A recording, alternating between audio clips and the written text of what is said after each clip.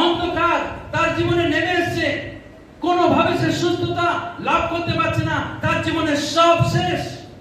কিন্তু এই পরিস্থিতির মধ্য থেকে নিজেকে বোঝানো, না হে আমার দেহ তুমি সুস্থ হতে পারো, এই পজিটিভ থিংকিং চিন্তা সে তার নিজের জীবনে যখন সে নিয়ে এসেছিল, আর এই চিন্তা তাকে যিশুর কাছে পৌঁছে দিয়েছিল, আর সে সুস্থতা লাভ করতে পেরেছিল। এটাই হচ্ছে আমেন, প্রেজ দ্য লর্ড।